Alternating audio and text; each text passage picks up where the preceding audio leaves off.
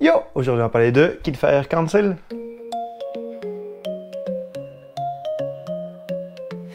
Alors, Killfire Cancel, comment ça se passe? Donc, comme d'habitude, c'est en survol, c'est pas du tout le truc détaillé, mais je vais commencer par vite faire le matériel. Donc, il y a deux location guides qu'on peut se passer, qu'on peut avoir pour la partie si on est trop loin pour lire ou pour facilement accéder. On a chacun aussi une aide du joueur avec notre tour en gros et toutes les explications des différentes de l'iconographie. Et maintenant, le tour, comment ça se passe? Donc, le jeu en soi, c'est la pose d'ouvrier. On va faire 5 rounds où le but c'est d'avoir le plus de points de victoire à la fin de la partie, sauf si c'est les cultistes c'est ce plateau-là, qui a plus de points. Si quelqu'un est le chef des cultistes, il va gagner aussi la partie. Sinon, encore une fois, c'est celui qui a le plus de points. Le tour en soi, comment ça se passe? Donc, c'est en 3 phases. One structure. 1, 2, 3. La partie importante, c'est ça. C'est la partie on va poser nos ouvriers. Donc, ouais, la plus importante. Les autres, c'est un peu on fait les choses comme c'est écrit. Donc, la première, Sun's Rise. Donc, du coup, on va préparer de quêtes. Donc, ça, c'est ici. C'est des decree. Donc, on va sortir de cartes et c'est des lois ou c'est des événements immédiats ou qui peuvent être pendant la durée ou comme ça. On va sortir d'eux et pendant ce tour, on va pouvoir voter avec les petits pouces ici pour en faire passer l'un ou l'autre. Si on en fait passer, il y a des bonus, il y a des malus, il y a des trucs à la fin de la partie. Si ça, c'est pas passé, c'est des crises, il se passe ça. Si on choisit celle-là, la crise est passée et du coup, il n'y a pas les cultistes qui apparaissent. Donc, on en choisit 2 pour le tour on va pouvoir voter pour lequel. Première chose. Deuxième chose, on va sortir des cultistes. J'ai caché la touche, je pense. Oui, on sort des cultistes du bag, du sac, et du coup, il y a des numéros. On va les mettre dans l'ordre et on va les résoudre. Donc d'abord, le 6, je le mettrai sur le board ici et ça va bloquer cet endroit-là. On ne peut pas aller tant qu'il y a le cultiste. En plus de ça, on va regarder si de 1 à 6, il y a une carte. Du coup, s'il n'y a pas de carte, on va piocher une carte. Et s'il y avait déjà une carte, ça va se passer après, donc je vais le montrer après. Donc du coup, le 13, je mettrai ici. 13 à 18, pas de carte. Et ensuite, le 15, il y a déjà une carte. Donc ce qu'on fait, c'est qu'on va mettre je sais pas comment ils appellent ça, la menace ou quelque chose dessus. Et si on atteint ce nombre-là, il y aura un truc qui va se trigger, qui est négatif ou positif pour les cultistes. Voilà, donc ça c'est en gros le premier truc, le Sunrise. Donc on fait ces différents trucs. Et ensuite c'est le deuxième phase, la pose d'ouvrier. Donc là on a chacun un plateau. Donc il faut savoir qu'au début on peut les choisir parce qu'en tir au hasard, les leaders, il y en a plusieurs qui ont en pouvoir avec un plateau ici qui a simplement ou si c'est une sorte de pouvoir, mais il y a simplement différents. On peut améliorer nos workers, puis du coup, on commence avec un de base. Donc, il y a une combinaison et il faut drafter la meilleure. Voilà. Ensuite, on peut envoyer nos ouvriers. Donc, on peut les envoyer où on veut.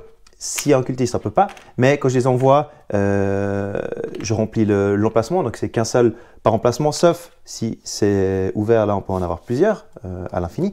Et on a tous notre chef qui est hexagonal, et du coup on peut l'envoyer soit sur un truc normal, soit sur les lieux hexagonaux. Je ne sais plus où je l'ai mis, ce que j'ai fait, la table est un peu petite pour ce genre de jeu, ici par exemple, et on fait ça là, ou pour battre les menaces. Donc ça, on a le coût à payer ici, et on gagne les points de victoire qui sont là, si jamais.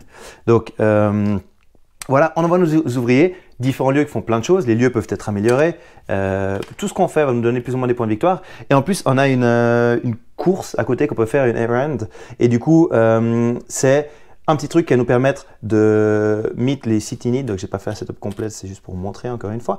Là, par exemple, ils ont besoin d'une nourriture. Donc, si je défausse un de nourriture, je peux mettre un de mes petits jetons ici pour dire que je l'ai fait. Ça me donnera des points de victoire pendant la phase 3. Et l'autre truc, c'est de construire le fort. Là, il y a aussi un truc qui va monter et c'est les points de victoire que j'aurai à la fin de chaque tour.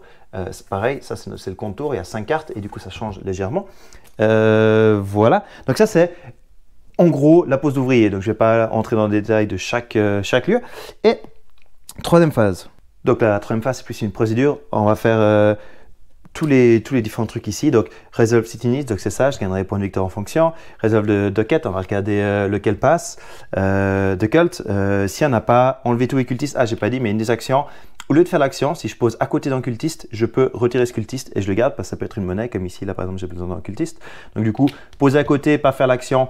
Je prends le cultiste et je le garde dans ma réserve. Réserve de culte, construire ça.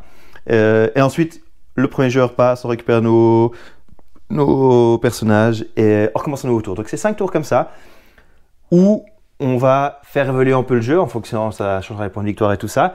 Les city needs vont pouvoir beaucoup augmenter et du coup, on doit placer au mieux nos ouvriers. Un truc qui est sympa que j'ai aussi passé vite fait dessus, les ouvriers, au début, ils sont assez classiques, mais on peut les améliorer de plusieurs façons.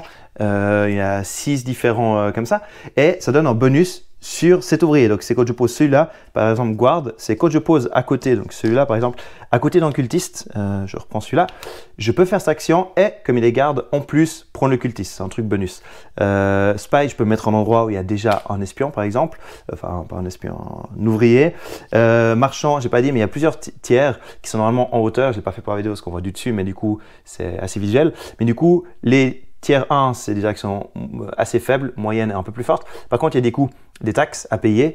Et du coup, noble, on ne paye pas les taxes, par exemple. Et puis, marchand, bref, je ne vais pas y passer ici sans détail. Mais on a on peut améliorer ces workers pour les prochains tours. Donc voilà, c'est vraiment en survol général. Il y a plus de trucs avec les cult leaders. On peut expliquer les trucs comme ça. Mais vous avez une idée de la chose. Donc, pose d'ouvriers, les lois qui changent, on peut améliorer nos ouvriers. Et voilà en gros le jeu très vite expliqué. Alors, Kinfire Council, qu'est-ce que je pense? C'est de la pose d'ouvrier, donc j'aime bien ce principe-là. Et j'avais un peu peur avec le côté avec les cultistes, où est-ce qu'on peut trader les cultistes, et puis du coup ça flingue un peu le jeu, où on peut, voilà. Puis au final, je trouve que c'était très équilibré. J'ai chaque fois hésité à aller avec les cultistes, mais du coup je suis jamais allé. Et du coup, peut-être que s'il avait été plus tôt, j'aurais pu le faire. Mais si je vais plus tôt, les gens vont plus essayer vraiment de bloquer les cultistes, parce que de base, on les bloque un peu, ça fait des points, on a envie.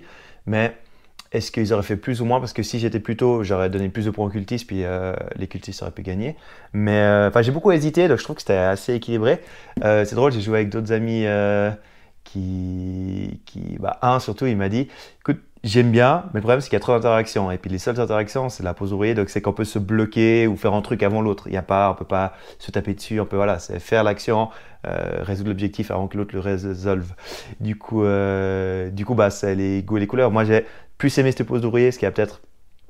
Et cultiste, il y a 2-3 trucs en plus que juste des maths, où on peut juste aller où on veut, optimiser, et puis voilà. Mais ouais, c'était fun. J'ai fait qu'une partie à 3 joueurs. Je me demande si à plus c'est vraiment bien, 4 ça peut aller, 5, 6, on a moins d'ouvriers, du coup je me demande à quel point les tours sont courts, on fait quasi rien. À 2, il n'y a pas les cultistes, c'est un peu différent. J'ai vu que c'était très bien sur des retours sur internet, mais du coup personnellement j'ai pas testé.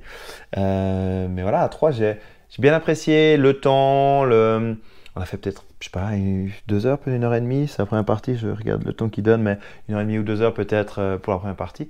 Et du coup, ouais, il y a des décrets, alors des fois il y a des décrets qui sont inutiles, on se dit, ah, je m'en fous un peu de l'un ou l'autre, donc du coup, c'est égal, mais je me focus sur autre chose. Ou des fois, il y en a un, j'ai fait exprès, il m'intéressait pas, mais il faisait beaucoup de points aux voisins, du coup, j'ai juste mis 1 point pour voter, et puis du coup, comme c'est le premier joueur qui choisit les matchs nuls, du coup, ça m'a suffi. Donc, il y a 2-3 fois des petits trucs comme ça, mais il y a toujours quelque chose qui est intéressant et c'est assez dur à se rendre compte parce que tout fait des points. Donc, qu'est-ce qui est mieux? Est-ce qu'on fait une stratégie précise? Est-ce qu'on fait des points un peu partout? Est-ce que il faut comprendre si les cultistes ont trop de points, aller avec eux. Mais du coup, s'il y a plusieurs à se battre pour ça, il y a plus de chances qu'ils gagnent parce que plusieurs vont donner des points en cultistes. Mais du coup, il faut que je sois le leader, sinon je gagne pas. Donc, ouais, il y a plusieurs trucs qui rentrent en compte et moi, j'ai trouvé très sympa. C'est en général moins mon style de jeu. J'aime comme il y a beaucoup d'interactions, des trucs, voilà.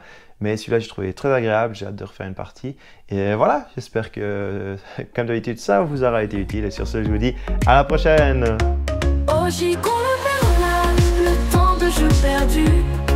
Les amis se moquent de tes espoirs déchus. La prophétie écrite en vieux chinois dit que jamais tu gagnes.